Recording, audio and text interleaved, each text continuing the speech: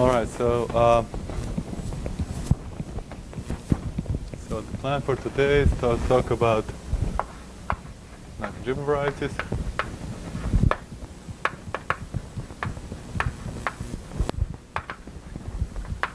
Before we get there, I want to have a little bit of preliminary discussion. So classical, so if we start in classical mechanics,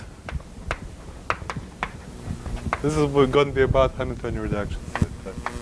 Classical mechanics, we have omega and I don't know, the symplectic manifold.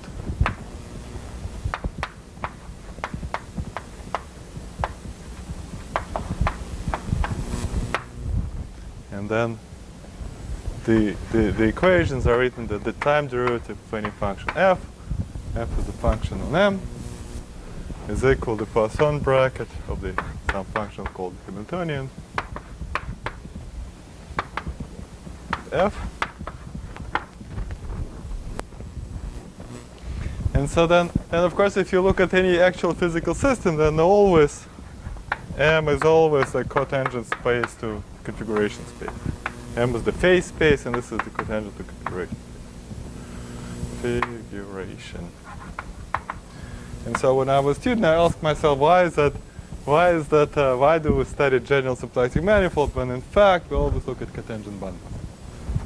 And the point is that while your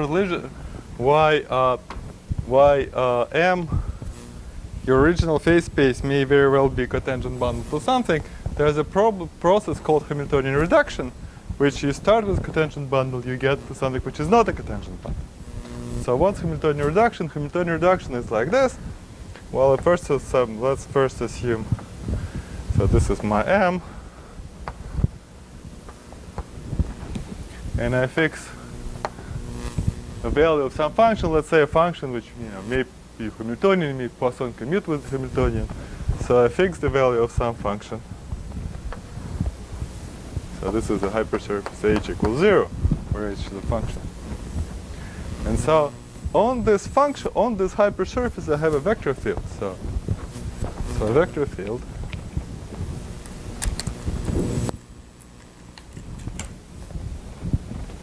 which is given by, so what is it given by? It's the vector field which is this, is the Poisson bracket with this function. Namely, you take the, you have the gradient, there's a gradient, there's the gradient of H, which is a covector pointing perpendicular to the hypersurface, but then you use the symplectic form to make it a vector field, to be a vector in the surface. And so then you can form, well, assuming this, say, assuming the gradient never vanishes, then this is going to be, what you can do is you can form the reduced phase space. So this M reduced. This is, you take this manifold H, and you mod out by the manifold H equals 0, and mod out by the flow determined by this.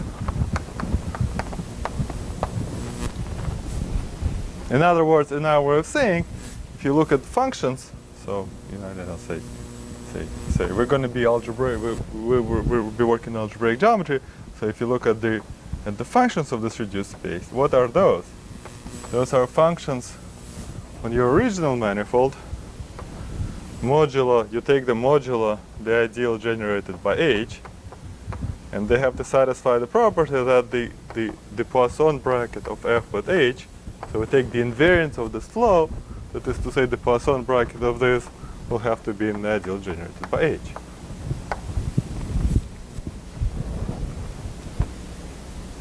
Right? And it's clear that the Poisson bracket the Poisson bracket correctly. So if I have a f1 plus g1h, take the Poisson bracket f2 plus g2h. This is well defined, so it's going to be f1, f2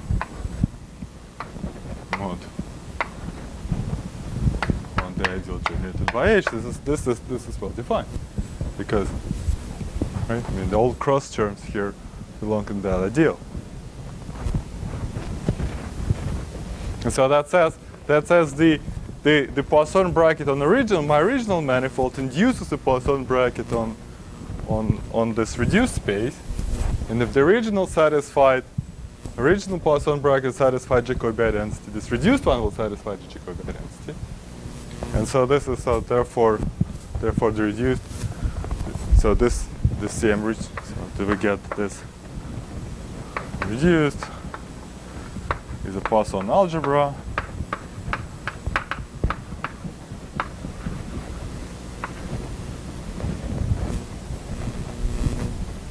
And it's clear from looking at this picture that the induced this Poisson structure comes from the symplectic structure on this.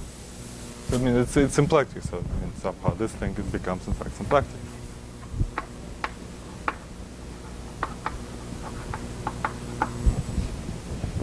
So this is typical about what this procedure is used to in classical mechanics, that if you have an integral of motion, you can reduce the number of degrees of freedom by 1. And you can reduce the phase space by 2 dimensions. Get a smaller symplectic manifold in which your original equation somehow reduced in this way. And right? And this guy already is no reason for this guy to be a cotangent bundle. If you start with a cotangent bundle, this is a more general symplectic manifold. And so generalization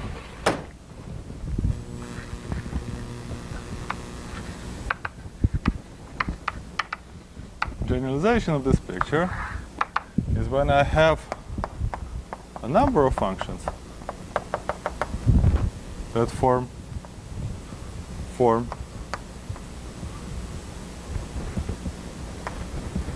Lie algebra. So these means the Poisson brackets of them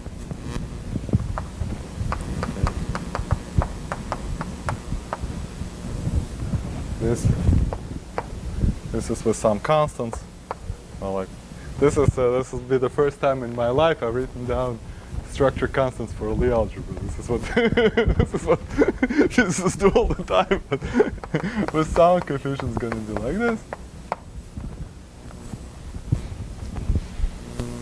So that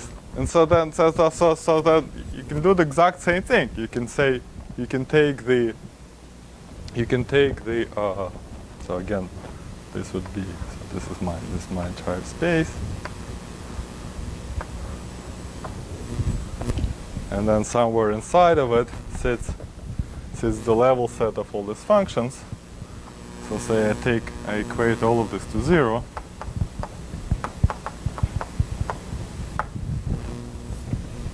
Then assuming, so let's assume for a second that this is the gradients of them are all linearly independent. So I get all these flows here. So if I had all these gradients of HIs linearly independent, I get the vector fields that represent the same algebra acting by vector fields on my manifold here, and I can take, so span a Lie algebra, we call this the algebra G, and I can take this reduced space to be this level sets modulo the action of G.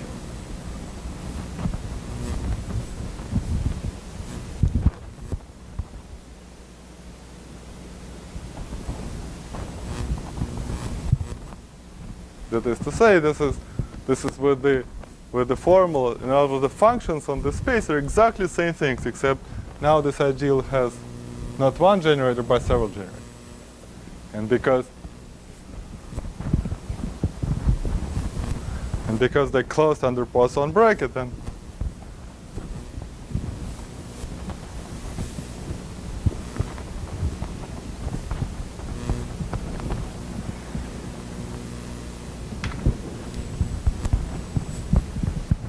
somehow maybe more a slightly more abstract way of saying is that I have a map. So I have a manifold M, and I have a map. It's called the moment map.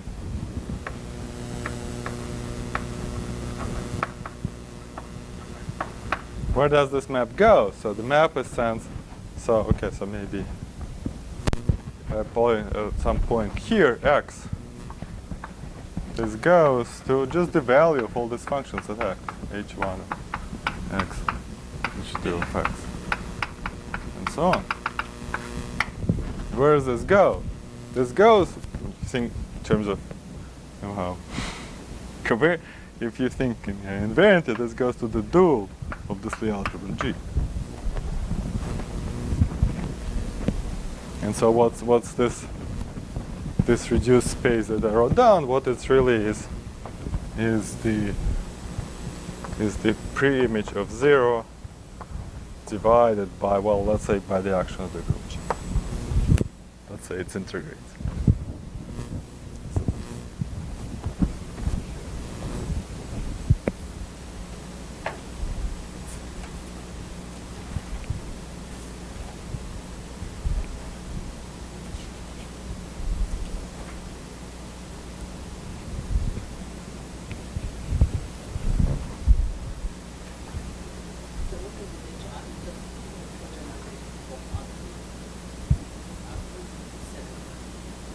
HIs are so I imagined I have somewhere inside the Poisson algebra of functions on M. I have a fine dimensional Lie subalgebra. So the typical example you get is it's not so this not super mysterious. What it is the following. Suppose G. So now of course here if so maybe I'll finish the thought here. So here. So you have a separated structure. Yeah. That's right. Yeah. So your HI depends on the field. Well, HIs are functions. Functions. Yeah. Yeah. So then on their level, so they're defined as vector fields. And so if this function formed a Lie algebra with respect to the Poisson bracket, then this vector fields would be a representation of that Lie algebra by vector fields, and you can right? Yeah. Exactly. Yeah. Exactly. So if so what I was going to finish thought, if the gradients here are really linearly independent, in other words, if this is a regular if this map is what's it called, subversion, linearly independent,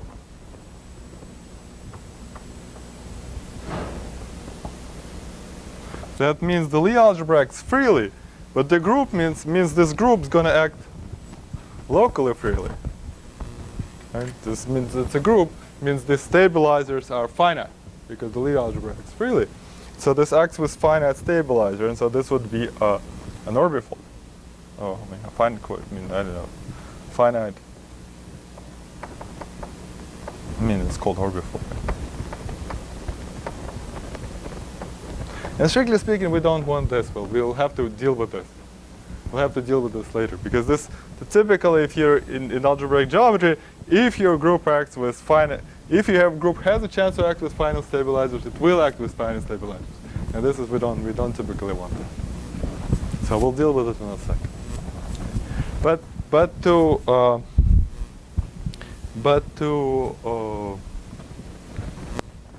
somehow get a sense of what's going to happen is suppose, so like I assumed at the beginning, suppose M is in fact cotangent bundle to some variety Y, and suppose G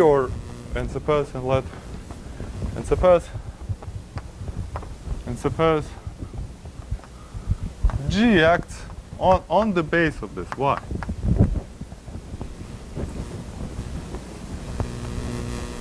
Then then what does it mean? That means I have for every element in the Lie algebra. So this is my y. And I have for every element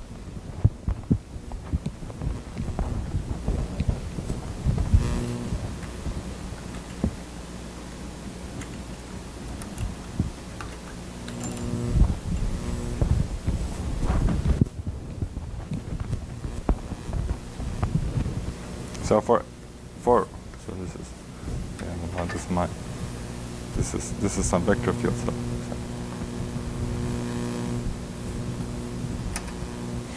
I'm trying to draw a vector field.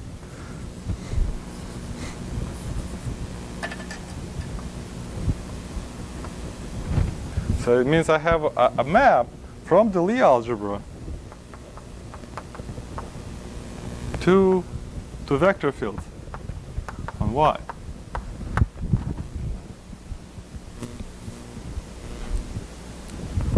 And now associate the and then I act and I take the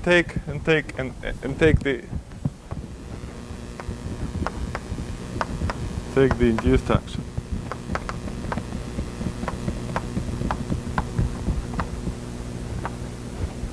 On T star.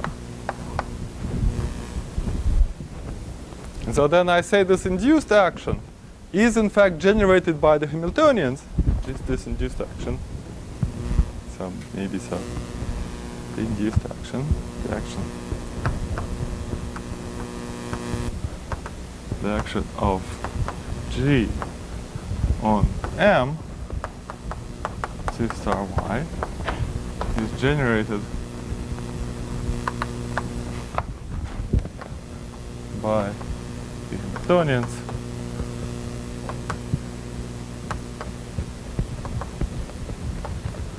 which are what could they be? They have to be functions on cotangent space, and what could it be? So if I'm looking for some sort of function, depends on xi in my Lie algebra,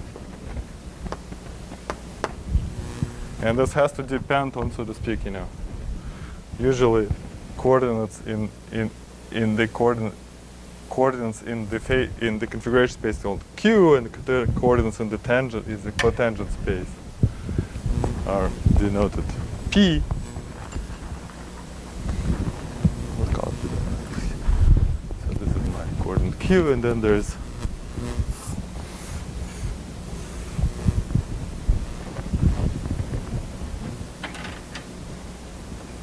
Q, and then there's have a cotangent space 2y at the point Q, and there's a covector in it which is called P. What could this function be? Well, it can, so the function of P and Q, well, it's just literally the value of P at this vector field, which is sort of xi acting on Q, vector field, xi dot Q.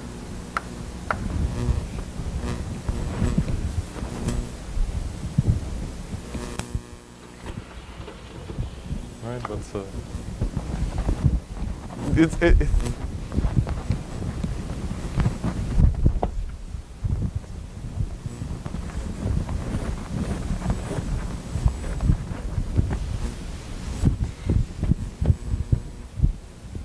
it's elementary to see it. I mean, then what would the Hamilton's what's the Hamilton's equation, the one that I wrote down here? What would they say for this function? So if I ask, am I interested in how xi, so if I'm interested in flow, so to speak, d by dt of q, that is to say, how xi acting on q, that will have to be the Poisson bracket of this function xi with q. And now the Poisson bracket on the cotangent space is such that the bracket with the coordinate is just dh by dp. And dh by dp, well, that's xi dot q. And the exact same manipulation proves that that also the p is supposed to hold.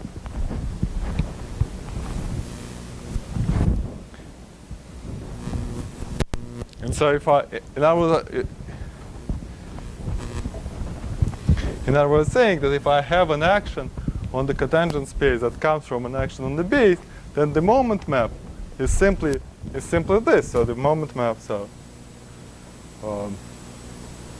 the moment map from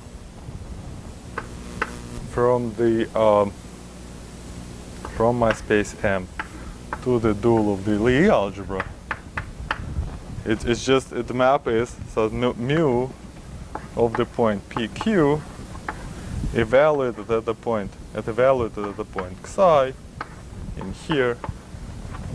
Well, that is exactly P on the formula I already wrote. Psi. However trivial, this is a very important formula for what follows. It's going to follow later.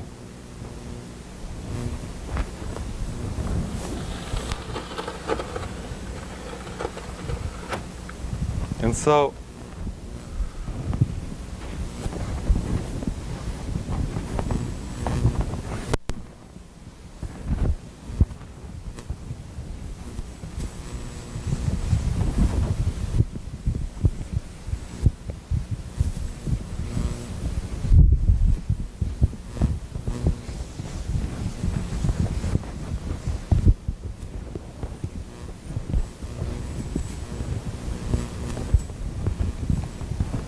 now, if I'm interested in this reduced space, M reduced, what is it? It's the inverse image of 0 under this moment map and divided by the action of G.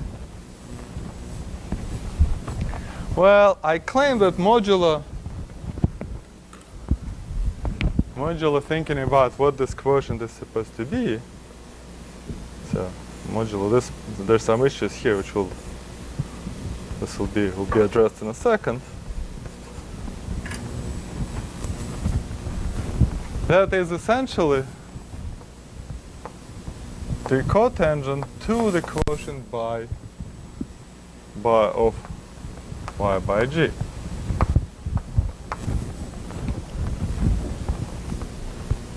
Well, why is that? Because what does it mean that P, when P pairs P pairs 0, this span, this is the tangent space at Q to the G orbit.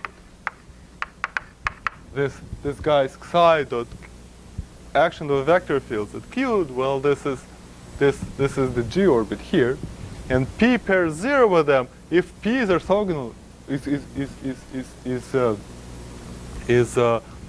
P vanishes on the G orbit, that is therefore the covector to the.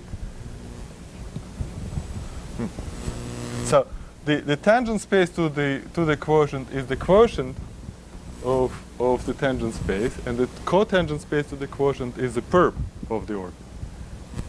But then, of course, this is modulo the fact that G may not. This is if this quotient is nice.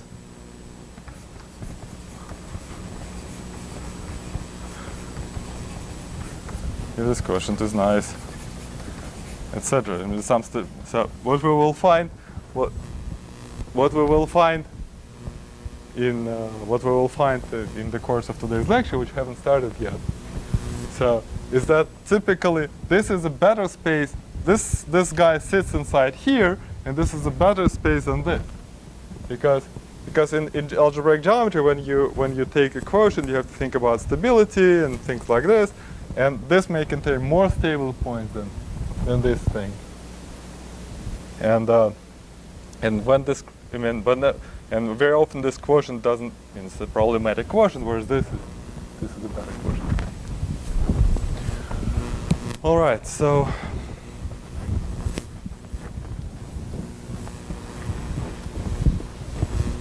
Now we come to the definition. So this was preliminary.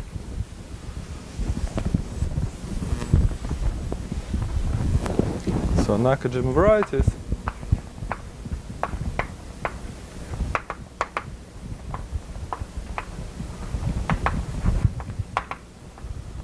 define them in stages.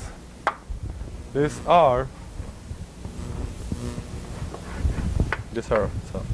equal. This algebraic Hamiltonian reduction, or symplectic reductions.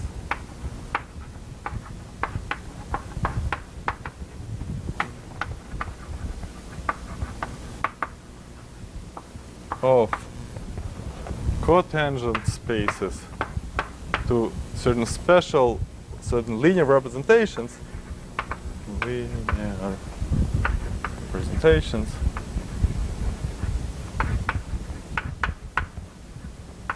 So somehow this is a very boring space. It's not only their cotangent bundle, but in fact cotangent bundle to vector space. So this will have to be special in the way of this kind. So linear representation of products of general linear groups.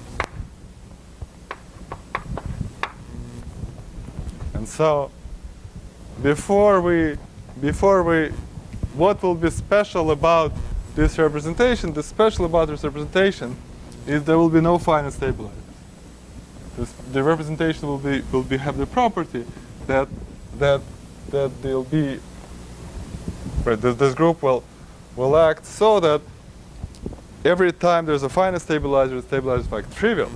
So this is not going to be orbifold. It's going to be a smooth symplectic variety, and this would be an important restriction here on what representation you can. And then, right?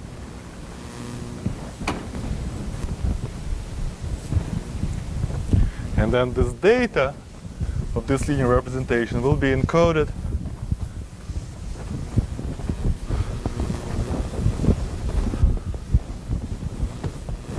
this data of this linear representation, well, will be encoded by a certain graph.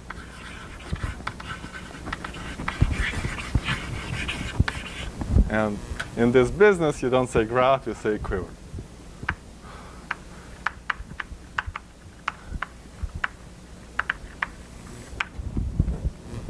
I mean, a quiver is a collection of arrows, but in this business, it's the orientation of arrows doesn't matter, so it's really a multigraph.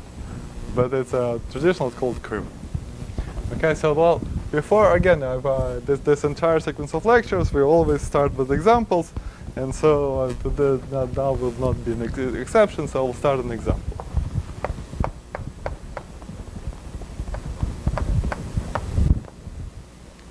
Somehow today, my hope is to finally break from cotangent bundle of Grassmannians, because we've been also talking cotangent bundle of Grassmannians, but not yet. We'll start with something which will be cotangent bundle of Grassmannians. So we take GLK and acting again on T star V, where V is a number of copies of the. So this is a number of copies of the defining representation. Take CK, so many times. So in other words, you act on K by n matrices by left multiplication. So let this matrix be, let's denote this matrix A.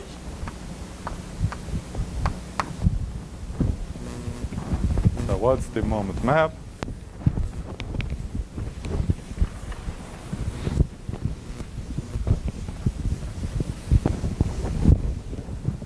So now the cotangent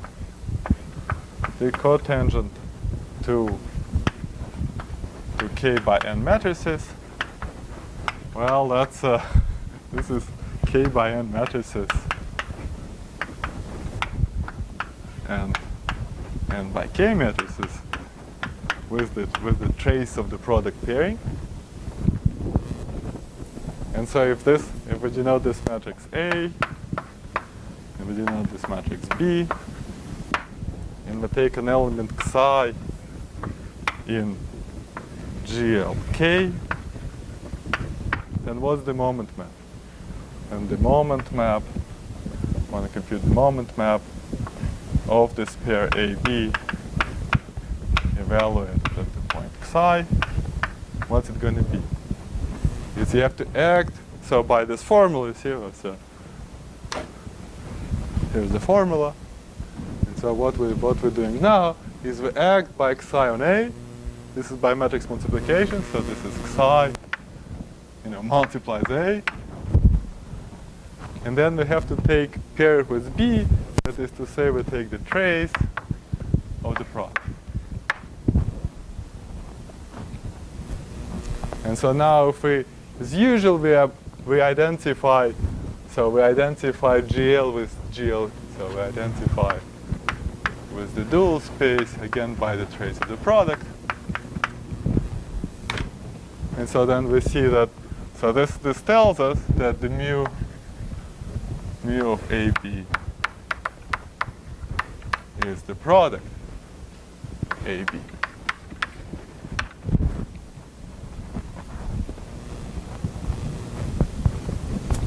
And so now if we ask, so now this variety, the reduced Hamiltonian reduction,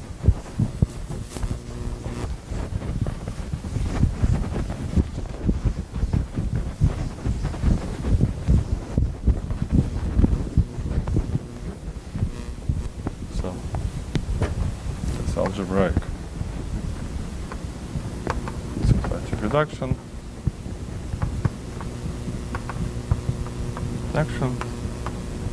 In this case, well, maybe I'll write reduction here.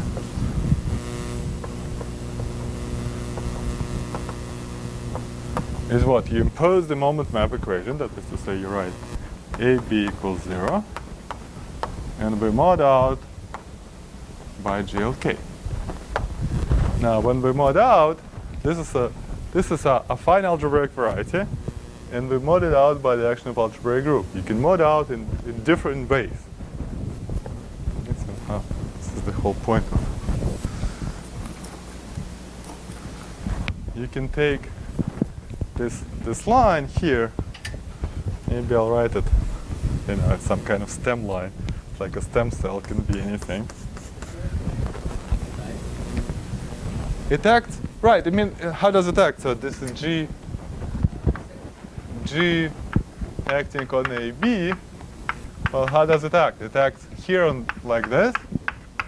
And on this is the dual space. On the dual space will be inverse transpose, right?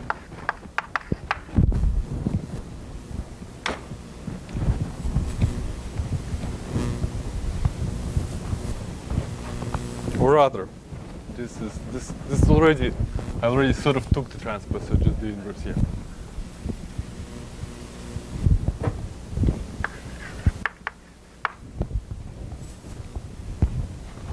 All right, so this undetermined line, this can mean different things. You can take either the affine quotient,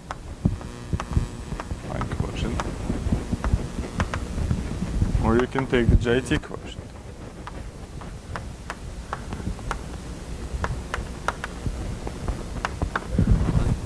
Oh, it's just so the affine algebraic variety is just the spec of invariant functions.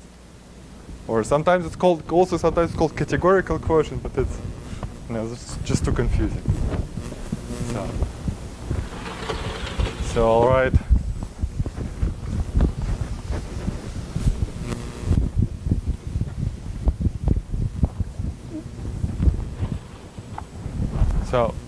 So Nakajima denotes his varieties M, and we already had many varieties called M here. So maybe to distinguish them from all other M's that I've used, maybe we'll use the letter like a script M. So this will be like a, so this straight for the straight. And so maybe what's M0? M0 is just the spec of invariant functions. So you take functions on this variety AB. I apologize. I'll write some nonsense like this, and then you take invariance.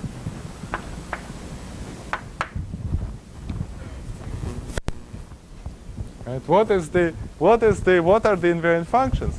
So first, since we're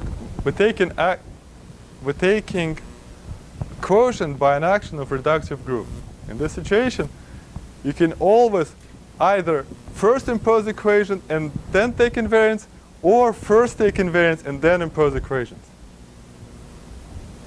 So it's easier. So if we're interested in, let's before we impose equations, what are the invariants? The invariants will just have so many vectors and covectors. Whenever we have a bunch of vectors and covectors, there's the first fundamental theorem of invariant theory that tells you the invariants. So these are invariants are defined are just generated. So this invariants, they're generated by the matrix coefficients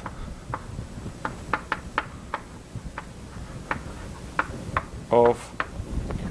So if you have covectors and vectors, then the pairing of these vectors with covectors is the product b times a. So if you take the matrix coefficients of b times a, modulo, of course, the relation. So these are invariants by the first fundamental theorem, and then you have to impose equation that a b equals in fact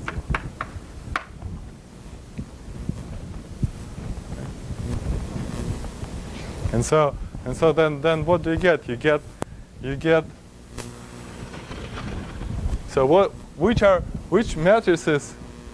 So this is an n by n matrix, and this is a k by k matrix.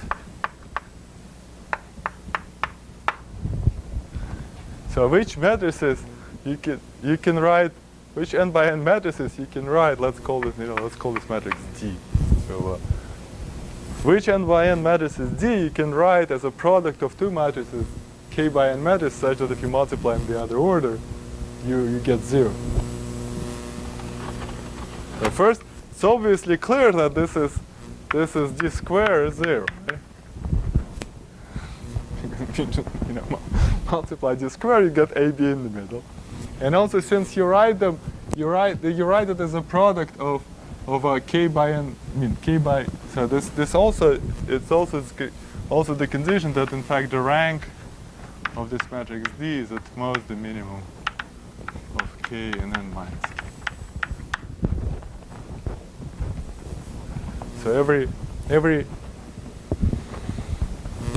such matrix, in fact every such matrix you can write like this. And so what you're getting the, in here you're getting a coordinate ring of a rather singular variety. But it is a Poisson variety. It's a closure of particular nilpotent orbit. It's a closure of nilpotent orbit. And so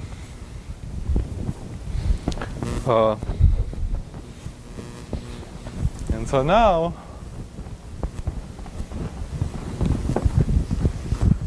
let's do the JIT quotient. So when we take the JIT quotient, what do we have to take the JIT quotient? We have a fix in the JIT quotient. We have to first fix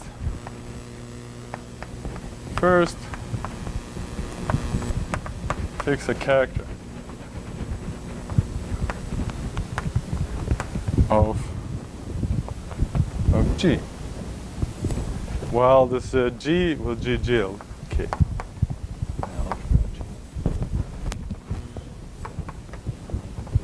And there's not some GLK doesn't have so many characters, and it could be so maybe we'll call it theta, and this could be the determinant. Powers, positive powers don't matter, or the determinants could be inverse.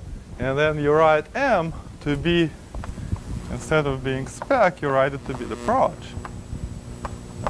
But instead of taking invariance, you take the direct sum over all, I don't know, M from 0 to infinity of, you take the functions,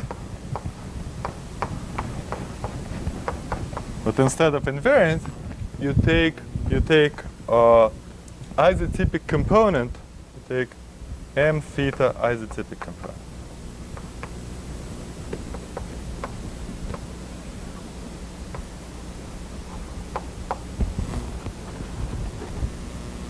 So in other words, this is a representation of your algebra. You can construct this is a representation of the group, and you can extract functions that transform.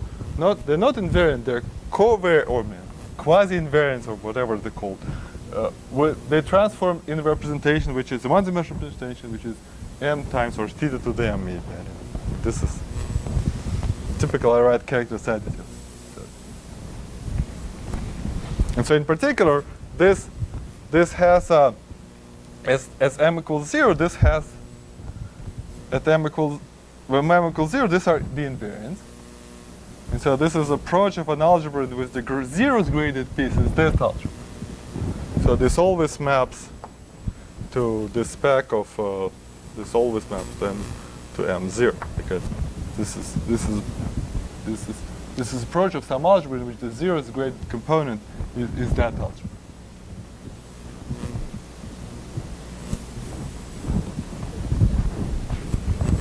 What?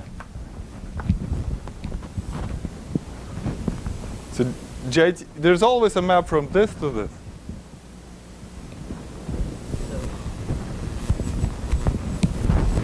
And so what's in this variety?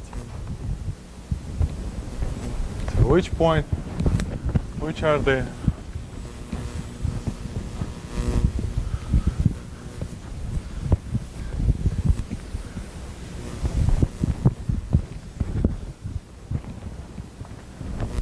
I mean, somehow, what does it mean in English? In English, you look in English, what does it mean? In English means you fix some big projective space, and you fix a basis in some sufficiently large of this component. I mean, and you pick a functions of some. You pick like I don't know, 100 times theta. You look at functions that transform according to this character. And you evaluate them at your point and your points A and B, and this defines your well-defined point and projective space.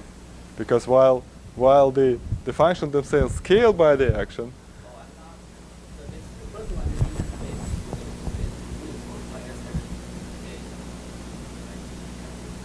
The way I'm thinking the GIT. Yeah. Right. There's no line bundle here. You worried about line having linearized. Yeah, it's a linear space, yeah. I mean, it's about... the project height is linear space, right? Then you put it by S area. You can view it as a central action. Say it again? You can view it as an action by central first. Yeah. Yeah. So then you become really GIT, project height. Well, that's also JIT. Yeah, that's what I'm thinking. It's also it's in some sense easier. So in other words, you're saying what's an affine quotient? Affine quotient, if you take your your point, A and B, you send it to a point. You take a basis, a fk of invariant functions. These are invariants, and this is a point in some big. In some big dimensional affine space. And then GIT quotient is you have a point A and B, and you send them the basis to now with homogeneous coordinates FKAB. This transform in how to say this is m theta. What's the English for it? Covariance or quasi-invariance? Let's say quasi-invariance. Or you say covariance, or what do you? Co-invariant. Covariance, let's say. Yeah, covariance of m sufficiently large. And so now this is a well-defined point in projective space of some big dimension. Right? Because these are linear. This coordinate really invariant under action JLN, and this scale under the action. Since they all scale by the same character, that defines your well-defined point projective space. And so, of course, for this to be a well-defined point, you have to. This point has to be stable. That is to say, there has to be a covariant that of this weight that does not vanish on this point. This point has to be stable, meaning, right? I mean, when is this a well-defined point in the projective space? And when all homogeneous coordinates are not zero simultaneously. Then it has to be there has to be a function of this weight that does not vanish on my point. Okay? All right. So what are the functions? What are the functions? This is not a big secret. What are the functions which sit in here? These functions that sit in here, they are, so C, A, B, and theta. Let's in fact, it's easier to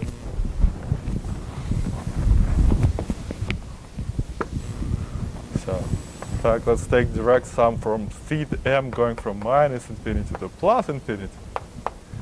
So this is C, my A, B, C. Theta. What's that?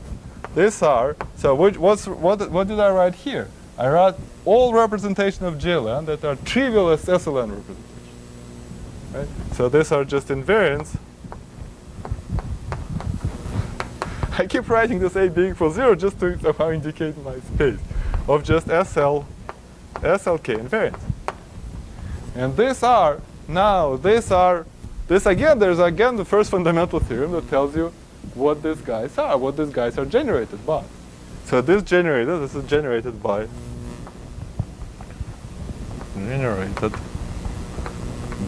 pairing of vectors and covectors. This is as before. These were JLK invariants, and also they generated by K minors of A or B. Right? This again, the first fundamental theorem tells you that whenever you want to generate an invariant, all you ever do is you pair your tensors with invariant tensor. I mean, pair your tensor, contract your tensor in all invariant ways. In this case, there's this vector and covector which we can contract, and there is a vector of which we can contract it with the determinant. So this is, and so the K by K minors of A have weight. This have weight. The K by K. This have weight theta, and this have weight theta inverse. Right? Right? Because the K by K, the way it's written here, the K by K matters minus of A will convert when transform in the determinant, and then this is this one, or maybe I'll write determinant or determinant inverse. This have weight determinant or determinant inverse, and so.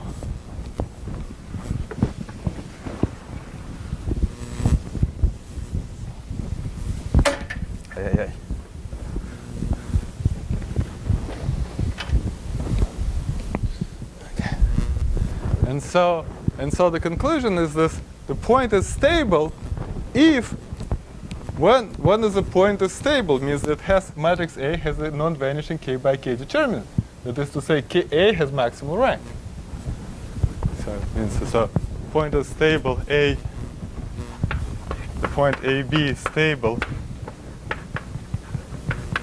This has so if theta is the determinant, that means rank A is equal to K, and if theta equals the determinant inverse, then the rank B is equal to K.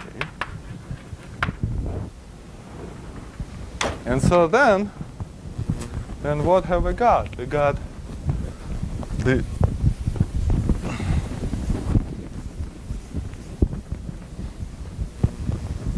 and if rank, let's take this rank well, maybe I'll continue here.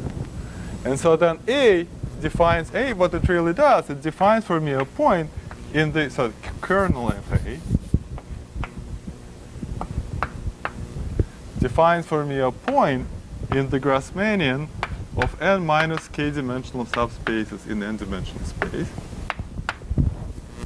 Because A was a n by k matrix. Right? And this is a point, this is already, okay, so A was an n by k matrix. And B was k by n was n by k, B.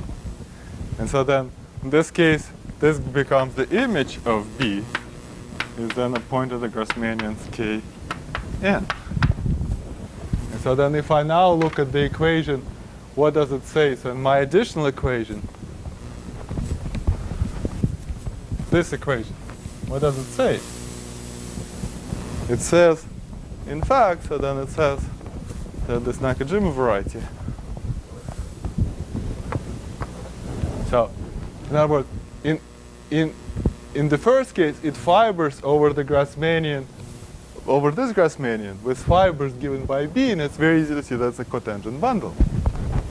So this is T star Grassmannian n minus k n, if theta is the determinant, and T star the dual Grassmannian, if theta is the determinant. And this map from M to M naught is the resolution. So this is the resolution of singularity of this nilpotent orbit. This the closure of the nilpotent orbit. Okay, so at least we found the cotangent bundle to Grassmannian is a Nakajima variety, and that's the reason why it's, so maybe I'll somehow go back for a second. Why is it cotangent bundle? It's cotangent bundle for the reason I explained. Because if I have a G action here, this situation G action on A is such that the quotient exists. And so then M0 is this set of square zero matrices of this rank.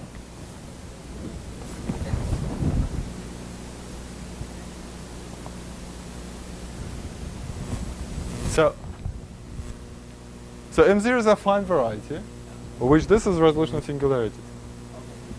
Yeah.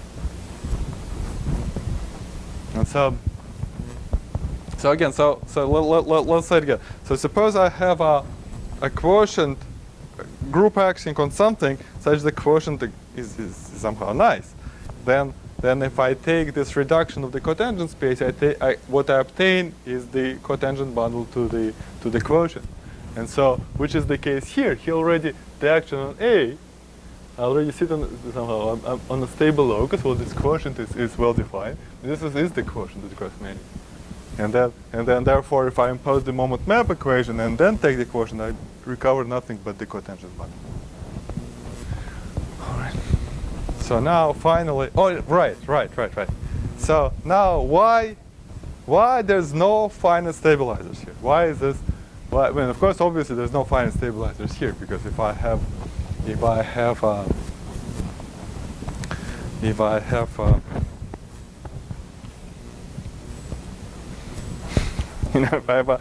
I act by left multiplication on a matrix of full rank, there's certainly no finite stabilizers. But a more abstract reason is that, so maybe I'll first give the definition, and then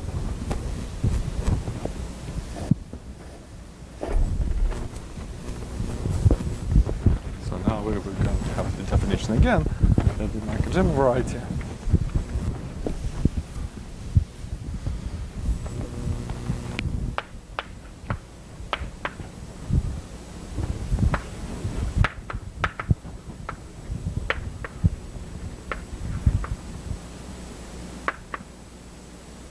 Varieties, there are there are this mu inverse of 0 GIT quotients by the product of GL products of genuine linear group, where this reductions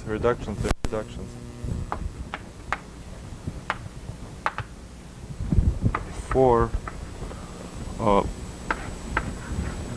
symplectic variety, the cotangent bundle to a linear representation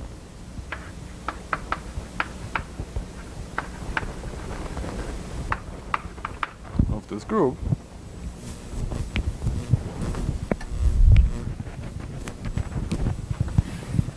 And this linear representation, where the linear representation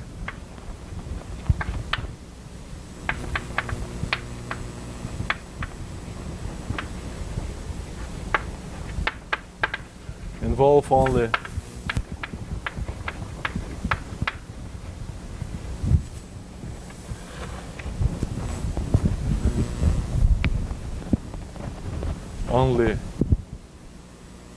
the somehow defining also fundamental.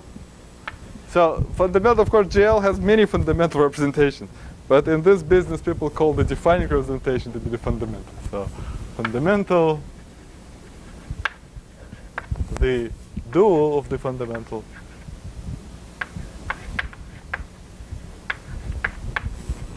bifundamental, which is means bifundamental means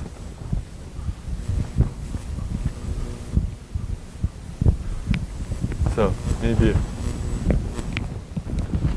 how about we say it like this? So I apologize, we erased this. Let's say these are GLs of some spaces VI, where this is a vector space, where this representation, linear representation, this is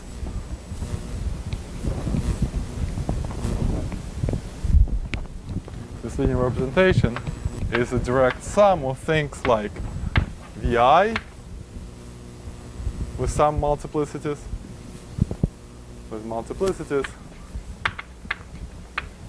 What's allowed here are VIs, are the duals, are VI tensor VJ dual.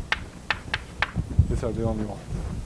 This I may be equal to J, may be distinct from J. And it's when they equal, it's called the adjoint representation, and when they are distinct, they call bifundamental.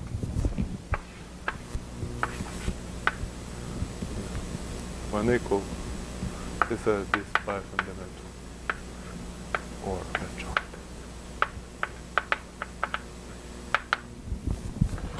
So how is this data? How is this data is recorded? This data is recorded by the following graph or quiver.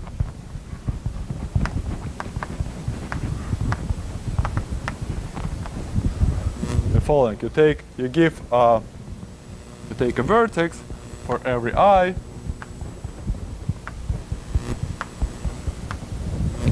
and so since we're already taking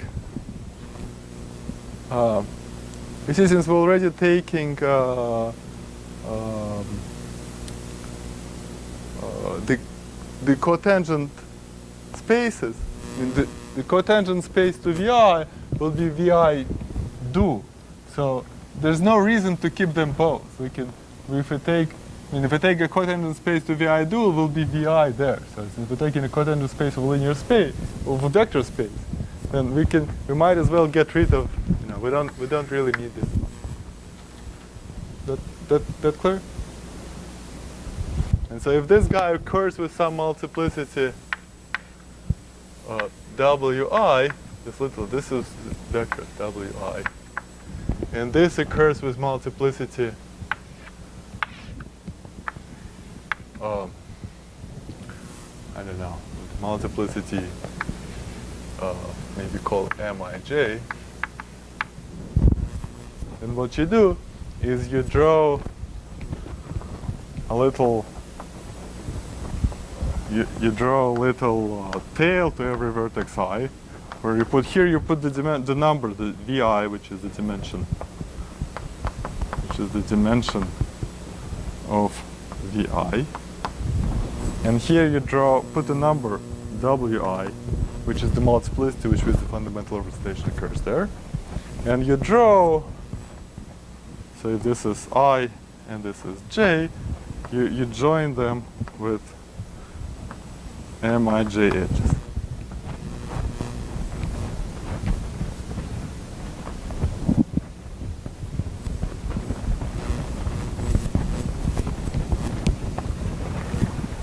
For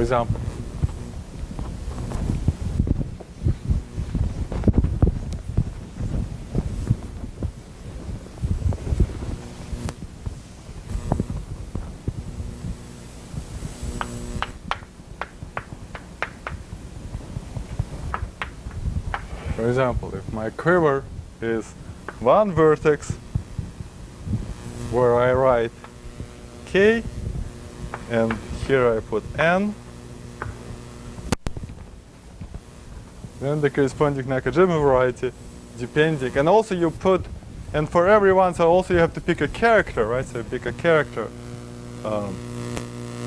theta, which is like a product of the determinant of the ith, or so to speak, determinant of the ith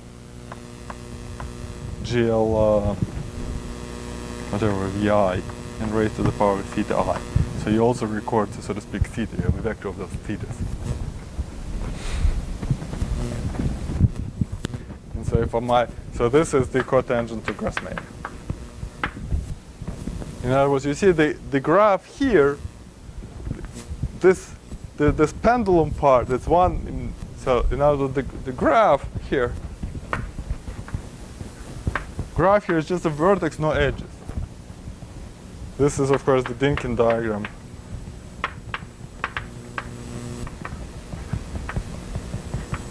Of A1. And this A1, of course, is SL2. And which is why we've been talking about the Yankin of SL2 has something to do with the cotangent of Grassmann.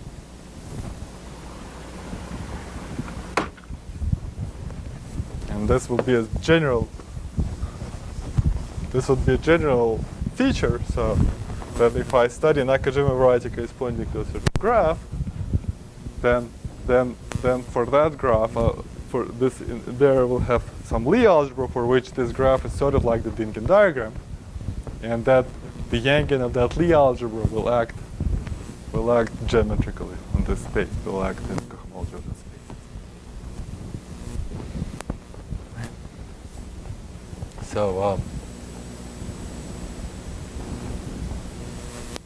So another. Now we come to the next example when we take this graph. Next example. It's a crucial example. This graph. This is I don't know, A not hat or something like that.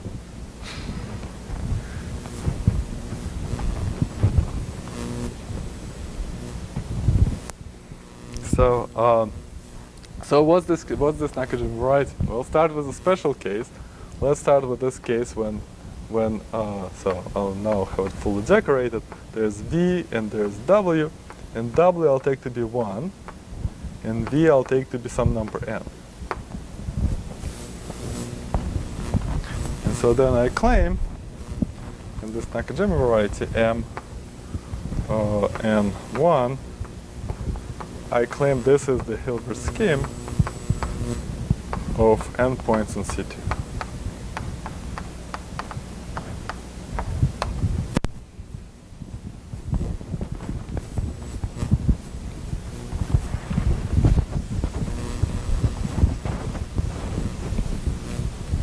What's the Hilbert scheme? That's kind of a beautiful variety. Yeah?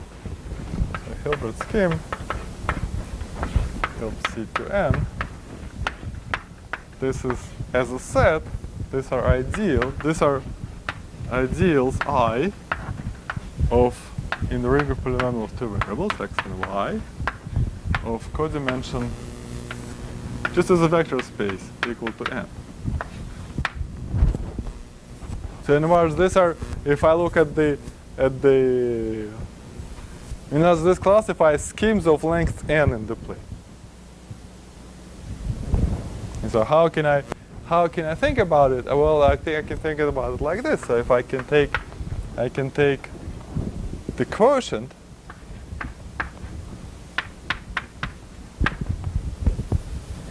mod I. This is what? This is isomorphic to Cn as a vector space. And in this space I have two operators, which is multiplication by x and y. Y. Well, little x and y. And they commute.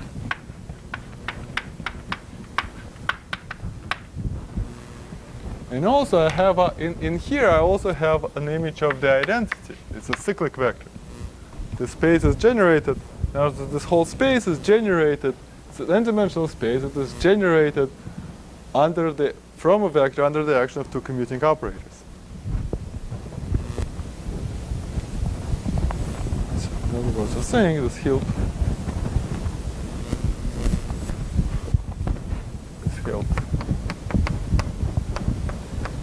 to n, this is two matrices n by n, and then a vector in Cn such that, which is cyclic, and such that they commute.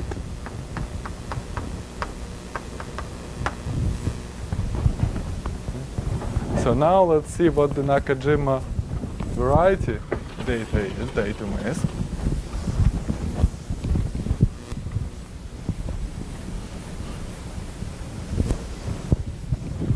Cyclic under the action of x and y means if I apply polynomial is an x and y to my vector v, this equals c. Yeah, generous, yeah. Right, so okay, so what's the Nakajima variety says? Nakajima variety says, so first in my representation, I have one copy, so in my data, in my linear representation,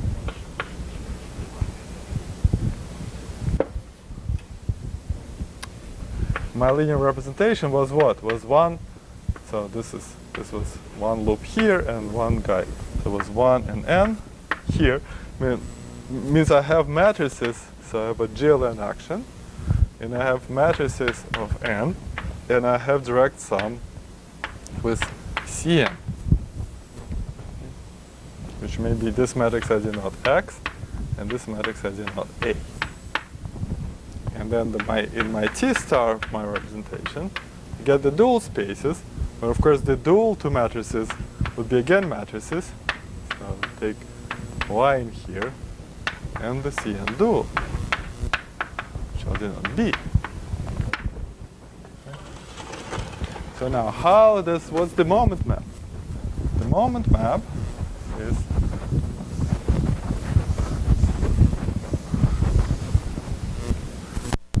if I have an element xi in GLN, how does it act on this data? It acts, so A is in the fundamental representation, so the pair xa goes to, under the action of xi, goes to, A is in fundamental representation, so I just multiply it. And then x, I take the commutator.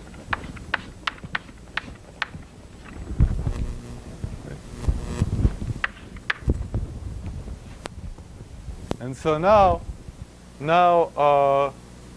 when I pair it with y and b, what do I get? The moment map on the x, a, y, b. Now I have to pair it with y, and so what I'm going to get?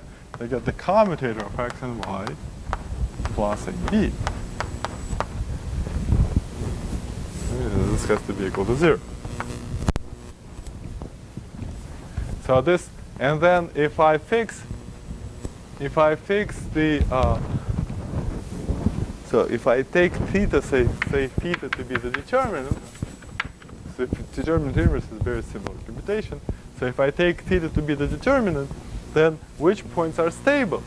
How do I ever gonna get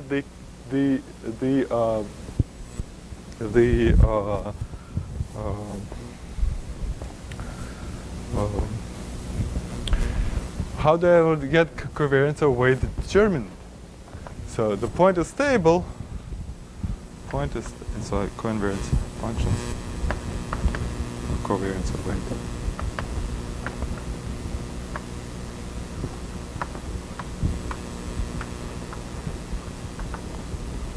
What are they? Well, what can I say? I have a vector and I have a matrices.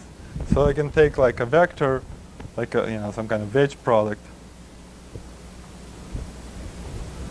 in key things. So I can have like x to I1, y, j1, a wedge x to ik, y, jk, a.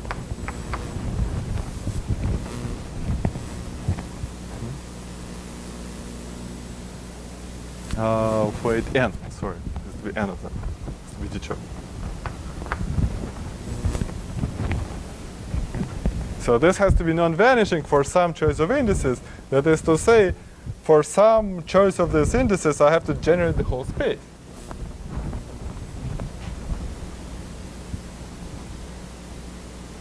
So the condition for this to be stable is the condition for so point is stable. Stable means that if I apply x, well, this is strictly speaking non-commutative, to the image of A, this equals Cm.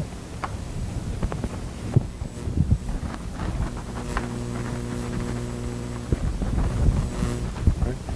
Because I have to have this has to be linear independence, the whole thing.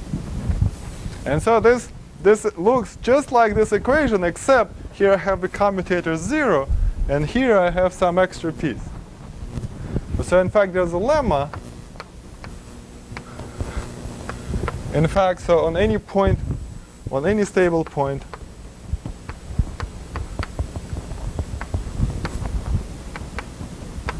b equals 0.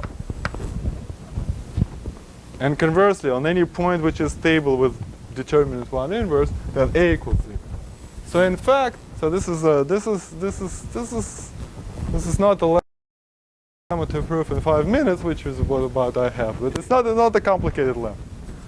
You see, if you already, for example, we know that BA is 0 by taking trace here, and that is crucial. Here is crucial that this W is 1. So this lemma only works.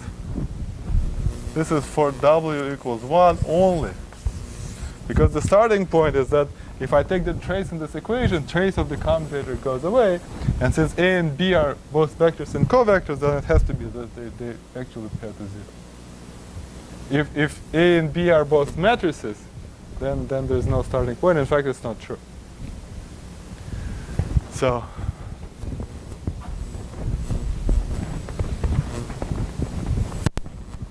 and so more generally, so with so this is my this is my V, which I wrote to n, and this is W. And so if W equals 1, this Nakajima variety M VW V1. This is the Hilbert scheme N1. This is the Hilbert scheme of n points. And then for bigger one, then what? Has a beautiful interpretation. This M, maybe I'll call it Mn. Maybe call it R. This, in fact, so this parameterizes the following data. This parameterizes torsion-free sheaves on P2 of rank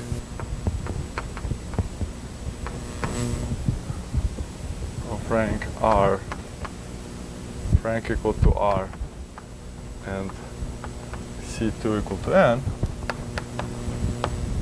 with together with a trivialization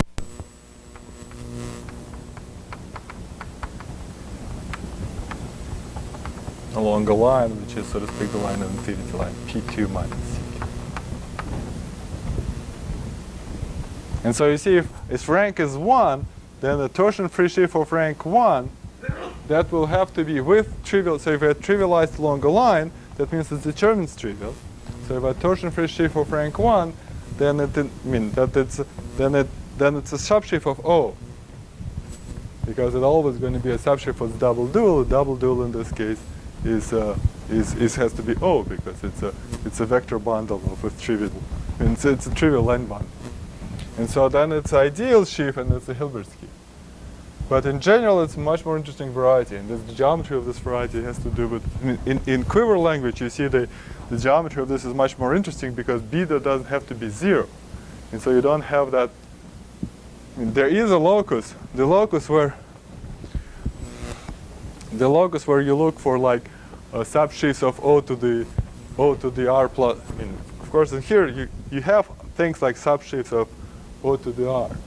But that would be the ones which where B is 0. But in general, much more interesting. And maybe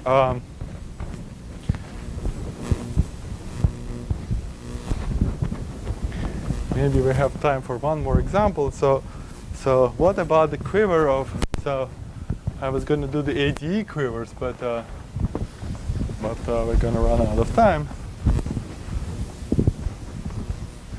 And so let's just do the quiver, which is this. So my quiver will be a cyclic quiver with n vertices. So n vertices. So it's a quiver of an minus 1 hat. This is not really Dynkin diagram of some Lie algebra you find in Lie Katz's book. This is the Dynkin diagram of some Lie algebra you find in Katz's book, and it's this. And so instead of doing, in general, Nakajima varieties associated to this quiver have to do with sheaves on this surface. On the surface an minus 1 surface, with a 0 surface is C2. And so let's just check it for the surface itself. So let's pick, so we'll pick V's to be identically 1. So my V all 1. 1, 1, 1, 1, 1, 1, 1. And my W will be 1 at some point and 0 everywhere else.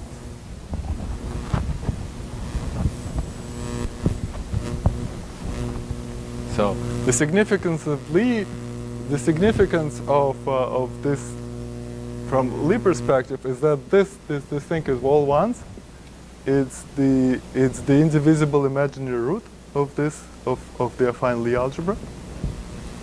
But this will be later. And so in general, there's a very useful formula for dimension of Nakajima variety. So dimension of the Nakajima variety is the following: you take.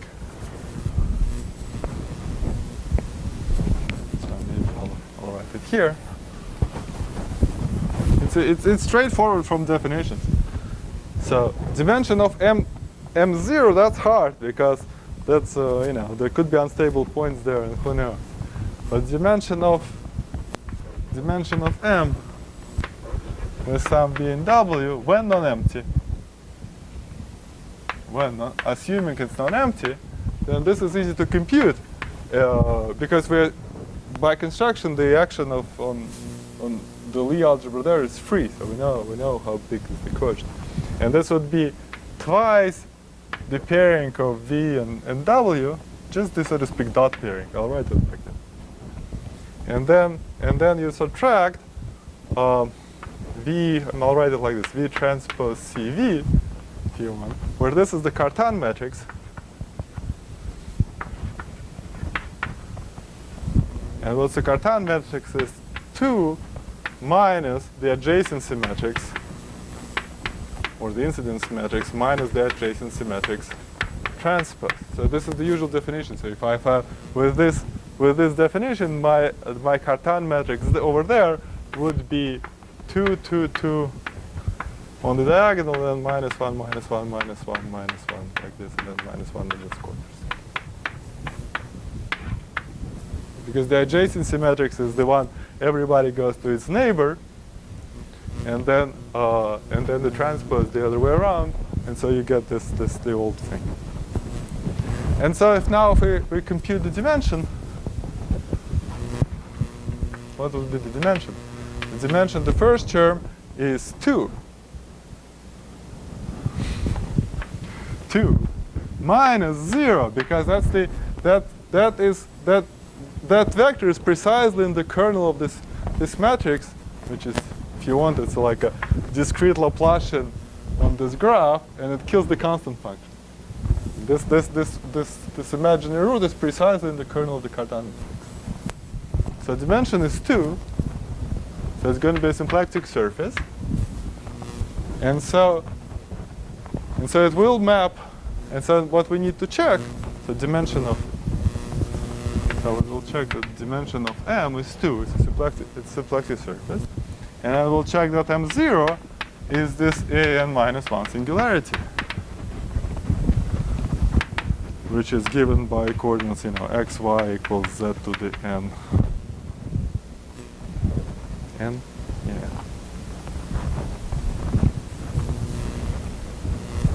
And so that since this maps here, and this is symplectic, this has to be the minimal resolution. And so how do we check this? Well, what are our coordinates? Our coordinates are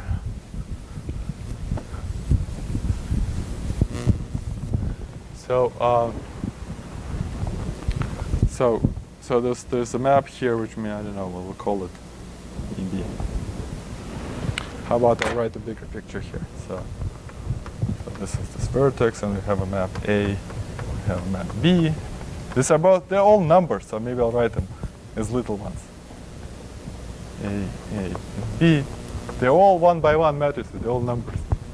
And so and then we have some things going this way, some things going the other way. So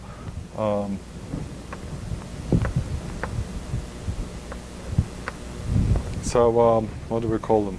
What are the other letters in the English alphabet, like T and S or something like that? So maybe we call T1, T2, and so on, Tn, and then S1, S2, and then so on, Sn. And what are the equations?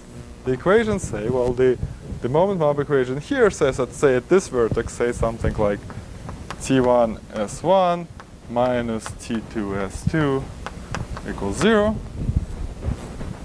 And then similarly T2 S2 minus T3 S3 equals 0, and so on. Except there's one guy here which says T1 S1 minus, maybe the way it's written is like this, Tn Sn minus T1 S1 plus AB equals 0. Then of course if I sum all the previous equations, I see that AB is 0, just like before. Before, we remember that this term for the Hilbert scheme dropped out, since whenever if this is 1, this term, this dimension here is 1, this term drops out. So these are the equations, very simple. It just says all these numbers are equal. And what are the invariants? What are the invariants? The invariants are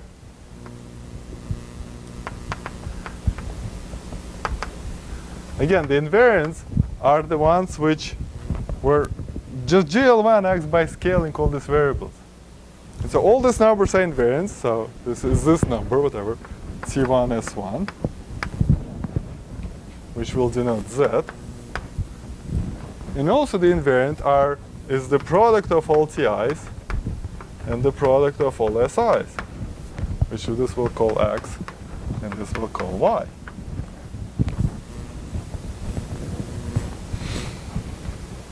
And so this obviously satisfies this equation. So and then more generally, which is, of course, I didn't mean that this requires a much longer discussion, is that there is the least common denominator of this, is that if I study general Nakajima varieties associated to quivers of a fine type EDE, then what I find is moduli of sheaves of certain kinds on the corresponding surfaces. And in general, you should think of Nakajima varieties as moduli of sheaves on some surface, some non-existent surface. There's no surface, but the Nakajima varieties are moduli of objects in some category which look like sheaves on surfaces.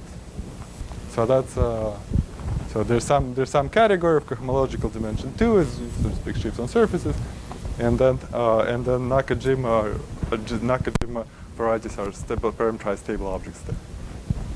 And so it's and then somehow in which the actual surfaces exist if the quivers are finite. And if it's so, as you know, everybody knows quivers. Somehow anything which is